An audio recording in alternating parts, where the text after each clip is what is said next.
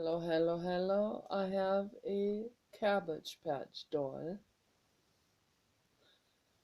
I bought this one in 2008, I think, for Gary in Mentham because I wanted to make a video for him. I was not an anti-natalist at that time.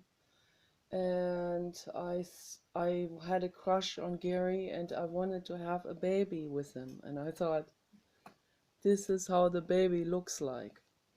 So totally wacky. So, but anyway, so I made him a video with this baby before he had the wig. So then I bought him a wig.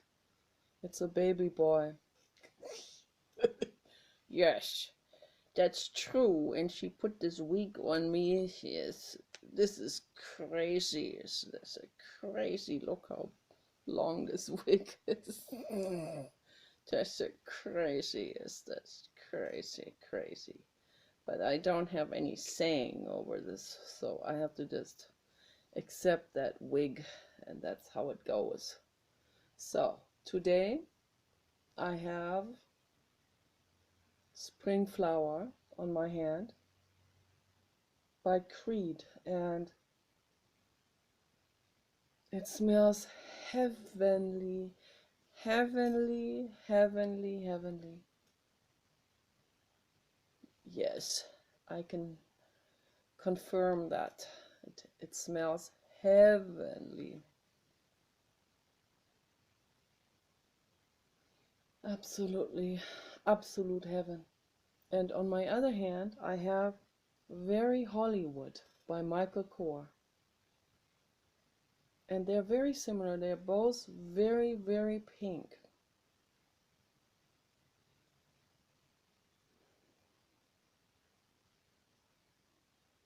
This one is kind of like,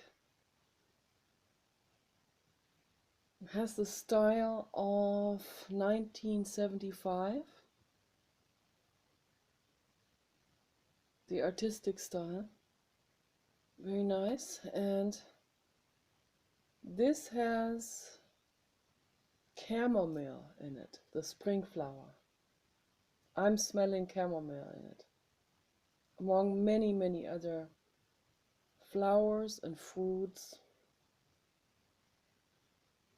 I smell plum, pear, and apple, sweet apple, and many different flowers, including chamomile.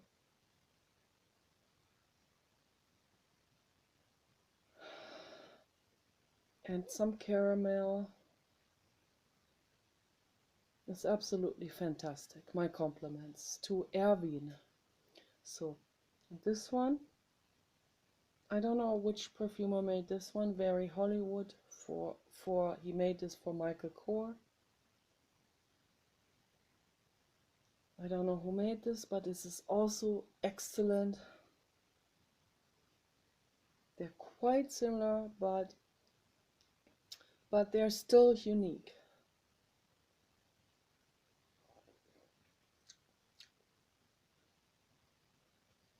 Delicious, absolutely delicious.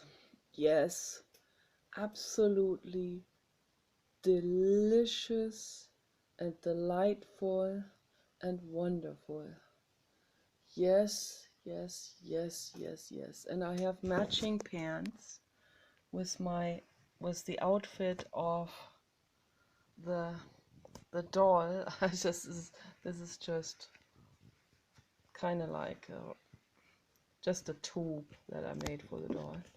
So, and then winter pants with winter boots even. I had shorts, I have shorts underneath on, but it got kind of chilly. So I put these pants on. And it was a synchronicity match with the doll. So it wasn't even intended. And the t-shirt too. It's a synchronicity match. It's very nice. I love it. And also synchronicity match with Spring Flower and Very Hollywood.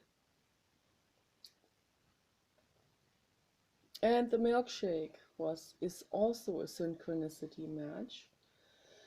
Paul made me a milkshake with blueberries, I think was, or blackberries.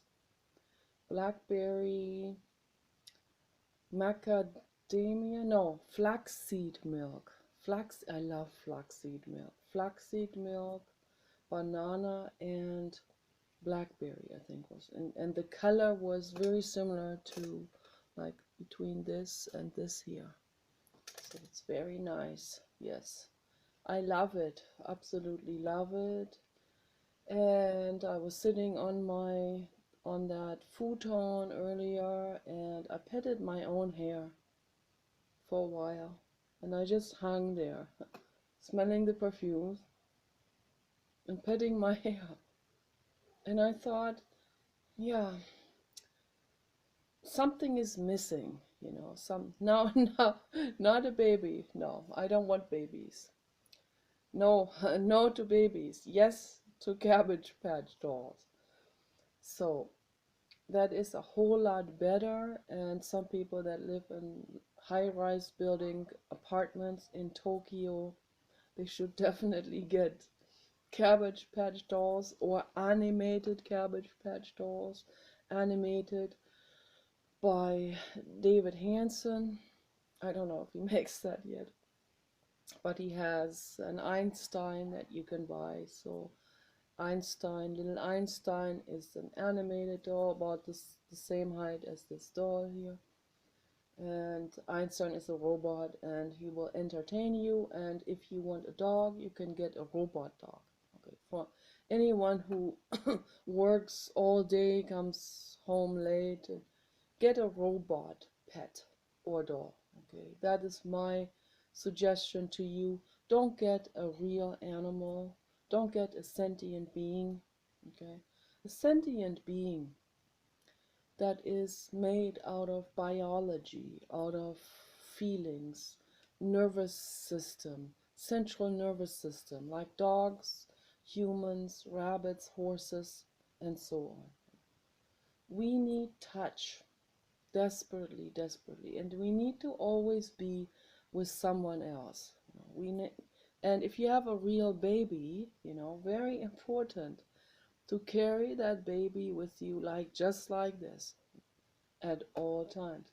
And they have specific carriers for dogs, cats, and human babies. So, like backpacks where you can put a pet or baby into it, animal baby or human baby, and it has like the front is like more like a mosquito screen sort of, and they can see out. They can participate in what's going on wherever you're going. You can interact with others. They have air to breathe, and they feel safe because they feel your body. It's very important. The best is for a baby animal, including human. We are animals, so baby animal, baby human, they have to be carried in the front because they want to feel your heartbeat, particularly want to be real close to your heart. And they have carriers for that, like front carrier type of different types. You can get that. And particularly for baby animals that are still nursing, including nursing human babies, carry them around in some kind of pouch like this. I don't recommend so much those linen shawls that people put babies into it, because what if they fall out?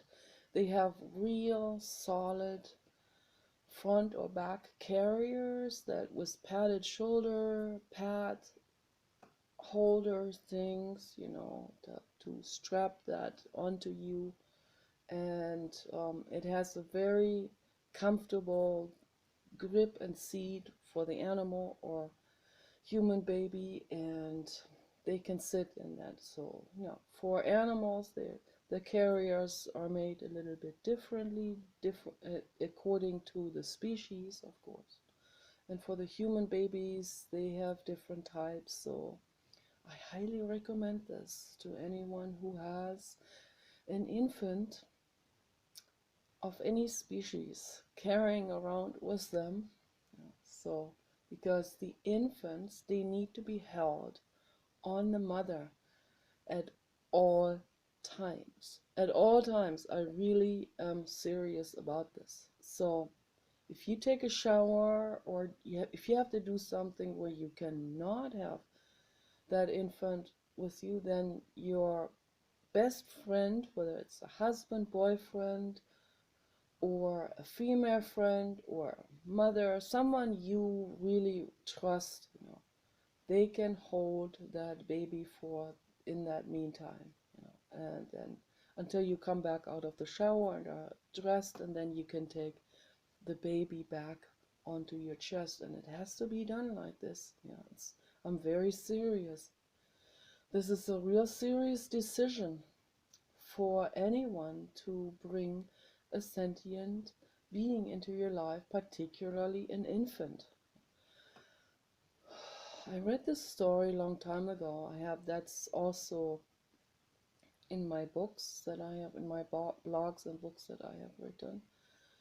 Very important story about Monterey Bay Aquarium in I don't know where it's out there, down there towards San Francisco, and they hold the workers that work there, they hold sea otter babies 24 hours a day in their on their chests. They sleep with them, and they sleep with them on water beds, actually, because that is a representation of how the otter babies are supposed to be sleeping. They're supposed to be on the mother's chest, just like this. And the sea otters hold their babies just like that. And if you've ever seen a sea otter, they float in seaweed, on top of seaweed, with their back on the seaweed and with the belly up. They just float like this. They like that. And when they have babies, they have the babies on their bellies like this, also looking up. And they hold them real closely with their arms and hands. They don't have flippers, but they have webs between the fingers, so that they can swim well.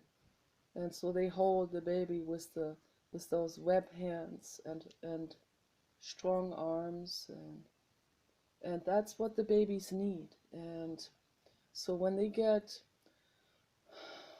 they find a sea otter baby where the mother was injured or eaten by a shark or something happened, when they rescue sea otter babies, they do not survive unless the people that work there hold them on their chests like this all day and all night until they grow older and larger, and until they can eat and find food on their own.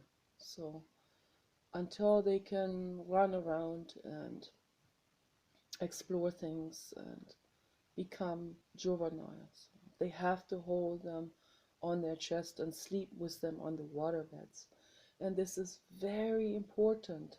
This message is very important because it tells the sea otters, they tell all of us how important it is to keep a baby animal on your chest. And I see more women doing this, and already in Germany saw women doing this, and I even saw some women doing this with baby animals, and I am absolutely delighted about this.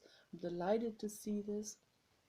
And that is a living being that grows up to be confident and feeling good and safe and not obsessing about potential dangers and so on. So we do this, we have nightmares and potential danger thoughts and horror thoughts later on if we didn't get this love. We may survive, but how do we survive? You know, sea otters don't survive.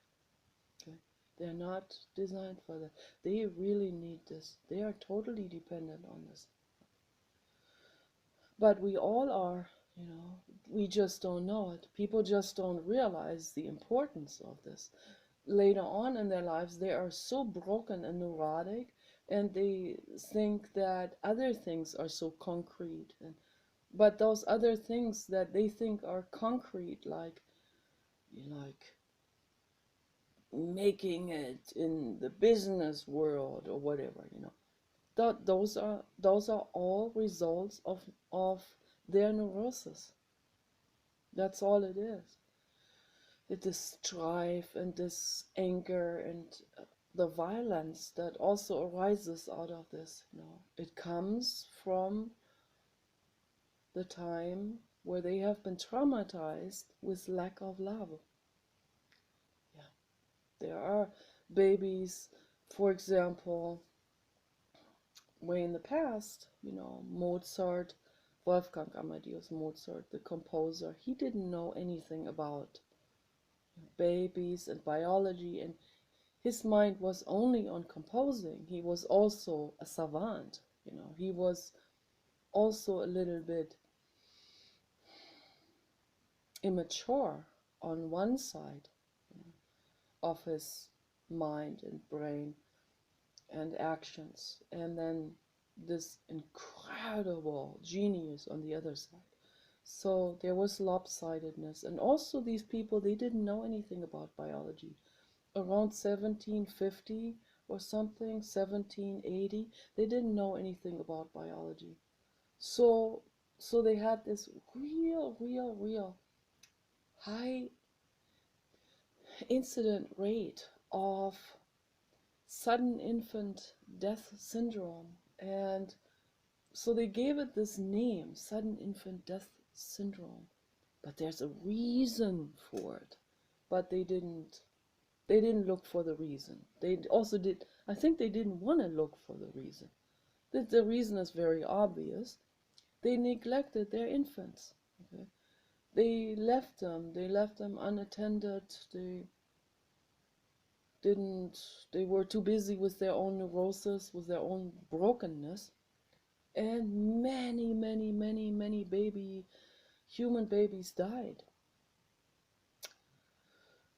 They died within the first half a year of their lives. Many of them, and they just couldn't understand why that would be. Hmm? Like a kind of like a doll. You put this doll, and then you do your neurotic things, and you come back, and the doll is still there. So that's how they think about the biological baby. A biological baby needs constant touch, like this, constant. It needs to feel your body on you, even pressing on you, you know, like a little bit like a squeeze machine. That's why Temple Grandin developed the squeeze machine, because she didn't have that. She didn't have that touch either. Almost nobody had that touch. Almost no human had that touch during infancy that the infant so desperately needs. You know, I'm not making this up. This is solid psychology. This has been studied ad nauseum. Okay, this has been studied with cruel tests. I don't want to get into it now. Okay, horrible, heartbreaking. No, we don't need to test this anymore. We know what's going on. Okay, and a biological baby, animal or human, needs to be on the mother's chest, feeling the heartbeat, hearing her soothing voice. They can they endure all kinds of things. She can even go jogging almost, you know. Like I don't recommend it. It's better for the baby, believe it or not. It's better for the baby to be in a stable backpack like this while the mother is jogging than being alone. That's for sure.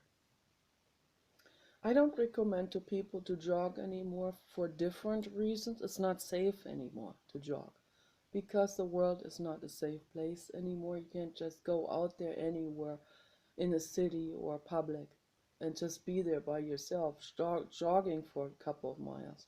No, you're gonna get abducted. Okay, you don't want that to happen. Okay, horrible stories already that have happened. Women that get raped and murdered and held hostage, and the list goes on. I don't even want to think about it. So I don't recommend jogging. If you have your own property and you have guard drones and guard robots protecting you, then you can do it. But yeah, I also don't recommend jogging with a baby infant, animal or human in your backpack. So that I don't recommend. So, but you can do all kinds of things. You can, if you go, you can even go horseback riding like this, but not high speeds.